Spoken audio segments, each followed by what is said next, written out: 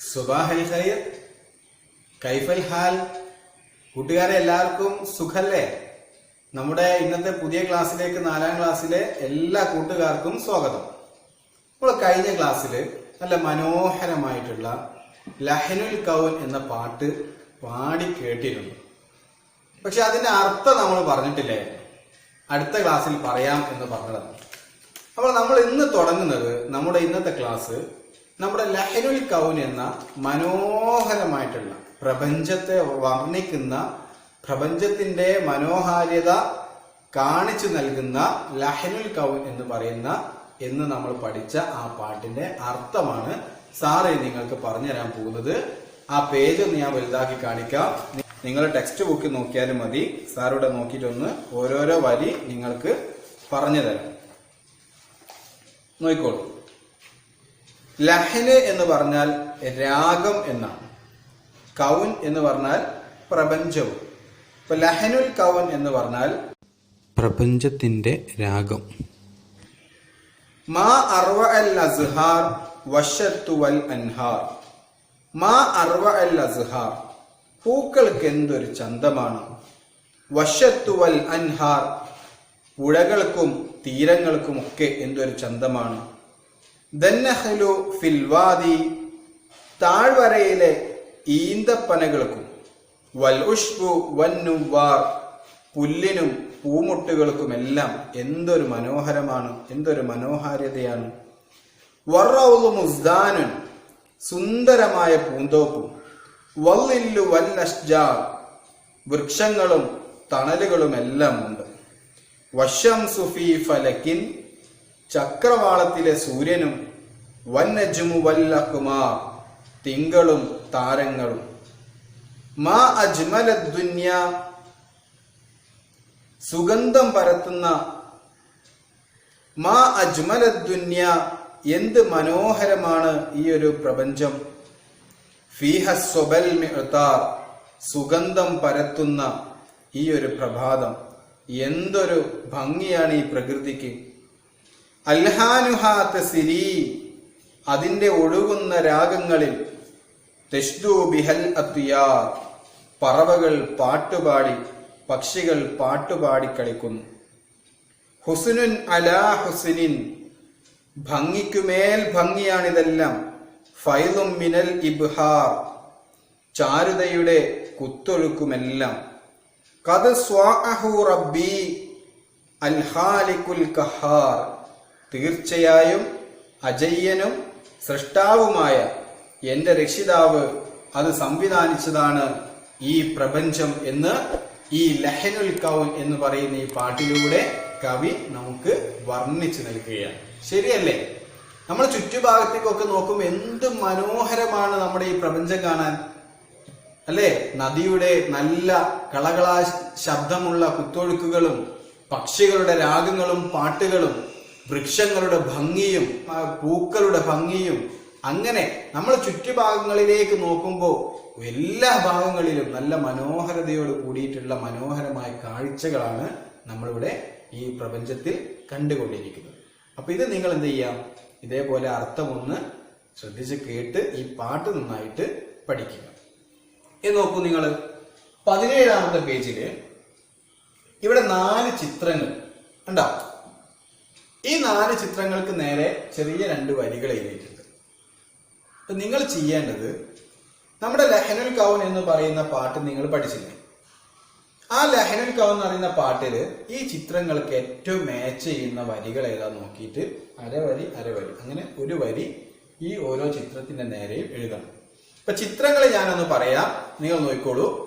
1ാമത്തെ ചിത്രം എന്ന് പറയുന്നത് മനോഹരമായിട്ടുള്ള നദിയും മരങ്ങളും അങ്ങനെയുള്ള എല്ലാ സംഭവങ്ങളുമുള്ള ഒരു ചിത്രമാണ്. എന്ത് മനോഹരമാണ് ഈ നദിയും അതേപോലെ ഈ പ്രപഞ്ചവുമെല്ലാം കാണാൻ എന്ന് പറയുന്ന വരിയാണ് എന്ന് പറയുന്ന ചിത്രമാണ് 1ാമത്തെ ചിത്രം.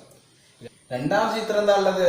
ഒരു താഴ്വരയില് ഈന്തപ്പനകളുണ്ട്, അതേപോലെ പൂമൊട്ടുകളുണ്ട്, മരങ്ങളുണ്ട്, എല്ലാം ഉണ്ട്.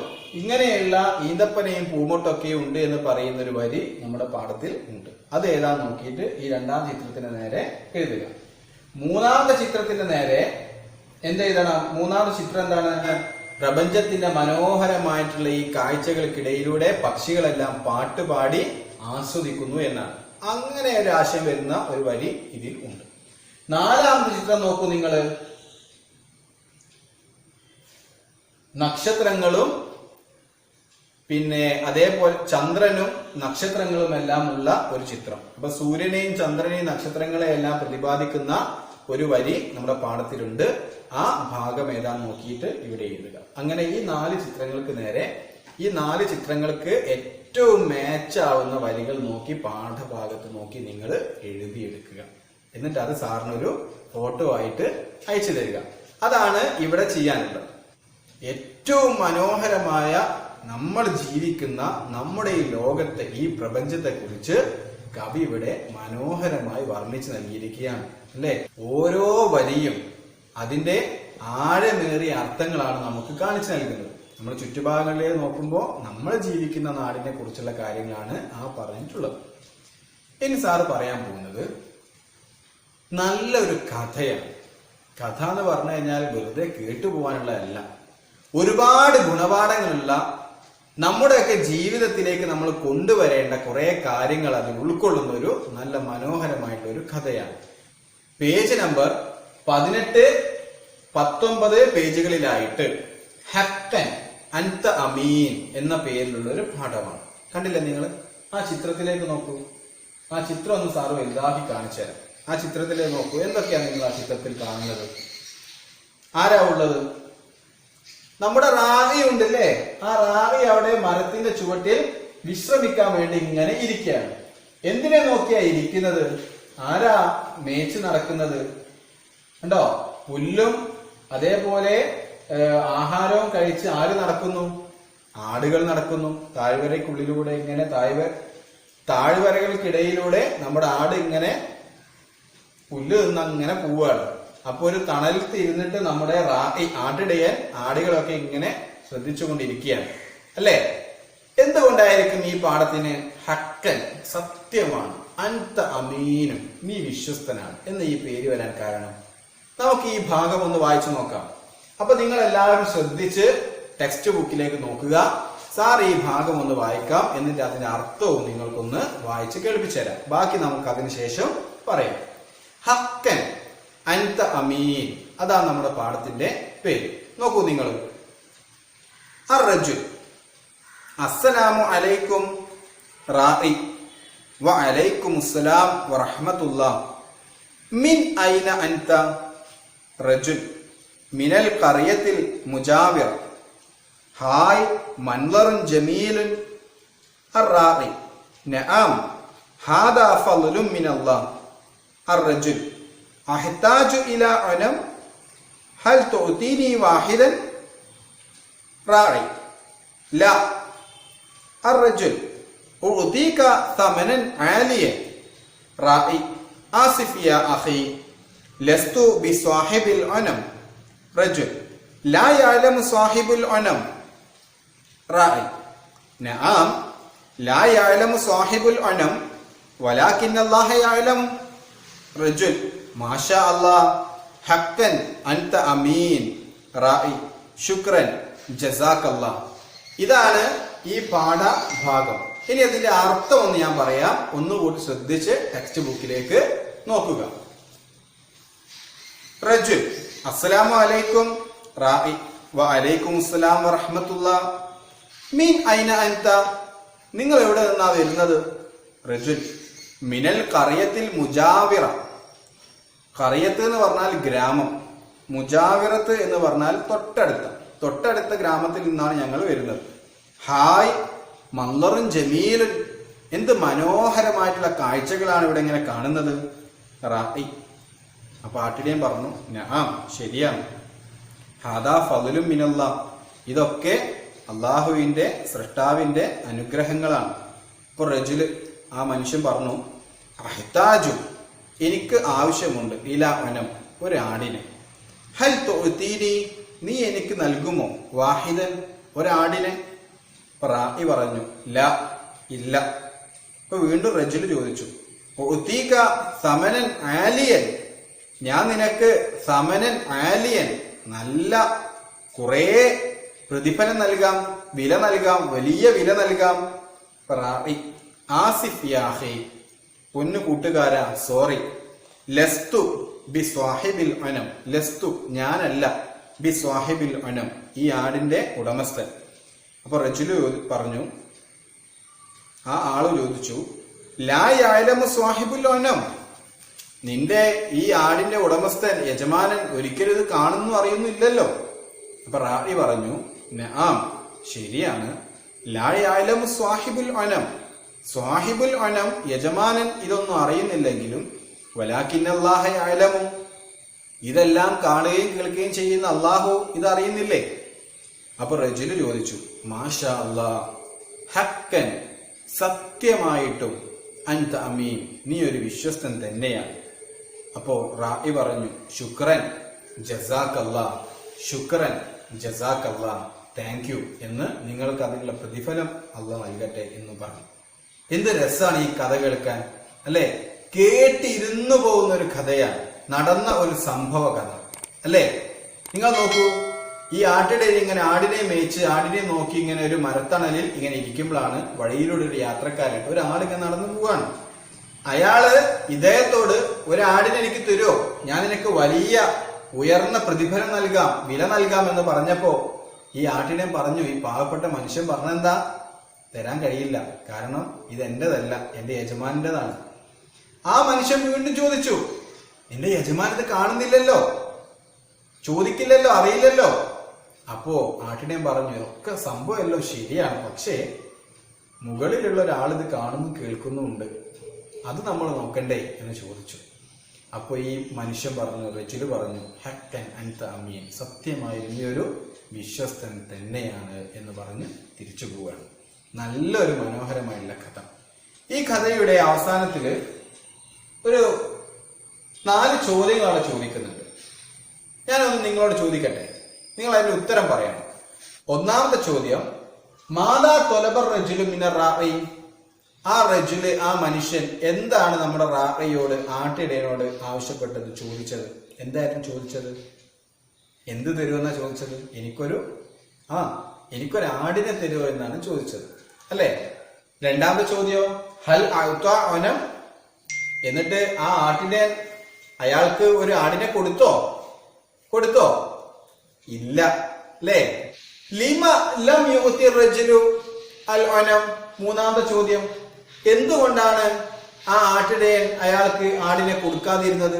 എന്തുകൊണ്ടാ കൊടുക്കാതിരുന്നത്? നിങ്ങൾ പറയൂ, എന്തുകൊണ്ടാ? വെരി ഗുഡ്, അയാളുടേതല്ലായിരുന്നു ആട്. അയാളുടേതാണെങ്കിൽ അയാൾക്ക് പറയായിരുന്നു തരുവോ തരൂലേ എന്നുള്ളത്, അല്ലെ? അല്ലെങ്കിൽ തരാമെന്ന് പറയായിരുന്നു. പക്ഷെ അയാളുടേതല്ല ആട്. ആട്ടിനെ പറഞ്ഞു, ഇത് എന്റേതല്ല, ലസ്തു ബി സ്വാഹിബിൽ അനം, ഞാനല്ല ഈ ആടിന്റെ ഉടമസ്ഥൻ എന്ന് പറഞ്ഞിട്ട് റജുലിനെ തിരിച്ചയക്കുകയാണ് ചെയ്തിട്ടുള്ളത്, അല്ലേ? നാലാമത്തെ ചോദ്യം, അവസാനത്തത്, മാ റഅയുക അനിർ റാഇ, ഈ ആട്ടിടനെ കുറിച്ച് നിങ്ങളുടെ അഭിപ്രായം എന്താ അയാളെ കുറിച്ച് നിങ്ങൾക്ക് പറയാനുള്ളത്? അയാൾ ചെയ്തത് നല്ലതാണോ, അല്ലെങ്കിൽ അയാൾക്ക് കൊടുക്കായിരുന്നു, കുറെ പൈസ കിട്ടൂലായിരുന്നോ എന്നൊക്കെയാണോ? എന്താ നിങ്ങൾ പറയാ? സൂപ്പർ, അല്ലെ?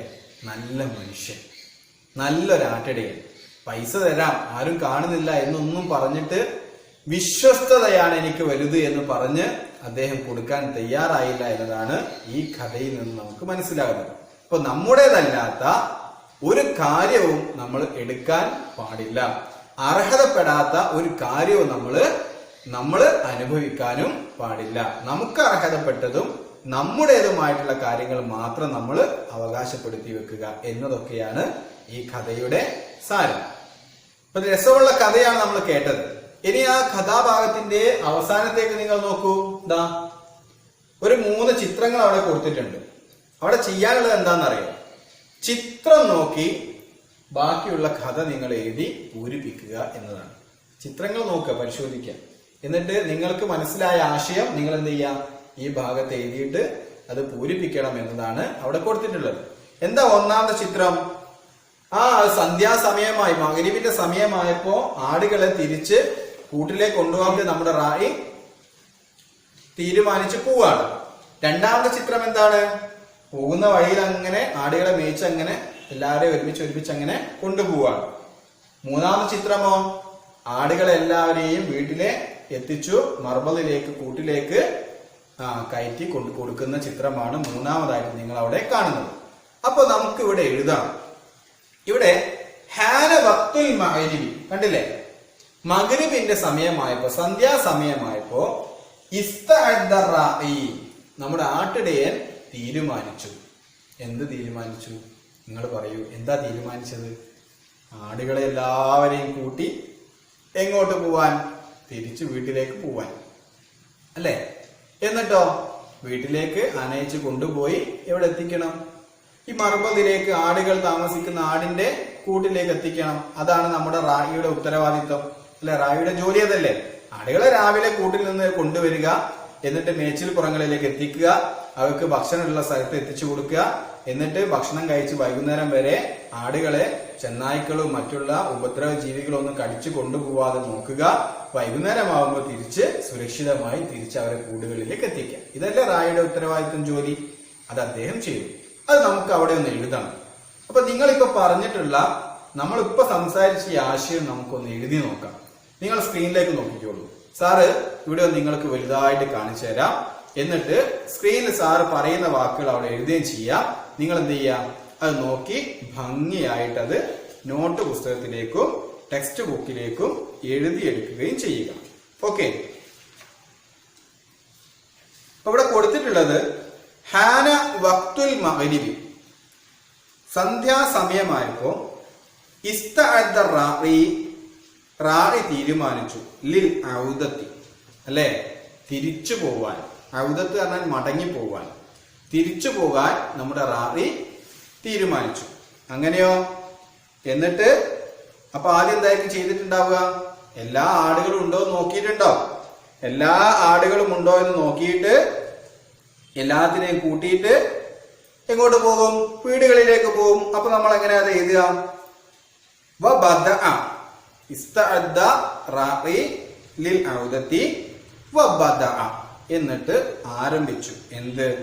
അൻ യഉദ്ദൽ അനമ, അനമിനൊക്കെ ഇങ്ങനെ എണ്ണി നോക്കാൻ തുടങ്ങി. അങ്ങനെ എണ്ണി തിട്ടപ്പെടുത്തി കഴിഞ്ഞിട്ട് എങ്ങോട്ട് പോയി? വീട്ടിലേക്ക് പോയി അല്ലേ? വീട്ടിലേക്ക് പോയി. സുമ്മ ആദ ബിഹാ ഇലൽ ബൈത്തി, എന്നിട്ട് തിരിച്ച് വീട്ടിലേക്ക് തന്നെ റജഅ ഇല ബൈത്തി, വീട്ടിലേക്ക് തിരിച്ച് മടങ്ങിപ്പോയി. എന്നിട്ടോ വ അദ്ഖലഹ ഇലൽ മർബദ്, എല്ലാത്തിനെയും എണ്ണി നോക്കി മർബദിലേക്ക്, എല്ലാ ആടുകളും ഉണ്ടോ എന്ന് എണ്ണി നോക്കി മർബദിലേക്ക് ആടിനെന്താക്കുന്നു? എണ്ണി കൂട്ടിലേക്ക് കയറ്റുകയും ചെയ്യുന്നു. ഇതാണ് ആ ചിത്രത്തിൽ നിന്ന് നമുക്ക് മനസ്സിലായിട്ടുള്ള കഥ. ഇത് നിങ്ങൾ എന്ത് ചെയ്യാം? ടെക്സ്റ്റ് ബുക്കിലും അതേപോലെ നോട്ട് പുസ്തകത്തിലേക്കും വൃത്തിയായിട്ട് എടുത്ത് എഴുതി മാറ്റുക.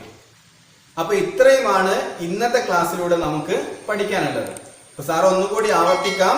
നമുക്ക് ഇന്ന് സാറ് പറഞ്ഞ ക്ലാസ്സിൽ നിങ്ങൾക്ക് ചെയ്യാനുള്ളത് ലഹനുൽ കൗൺ എന്ന പാട്ട് നന്നായിട്ട് പാടി പഠിച്ച്, അത് കഴിഞ്ഞ പ്രാവശ്യം നിങ്ങൾ അയച്ചു തന്നതാണ്, അത് നോട്ട് പുസ്തകത്തിലേക്ക് ഹെഡിങ് ലഹനുൽ കൗൺ എന്ന് എഴുതിയിട്ട് വൃത്തിയായിട്ട് നോട്ട് പുസ്തകത്തിലേക്ക് എഴുതുക.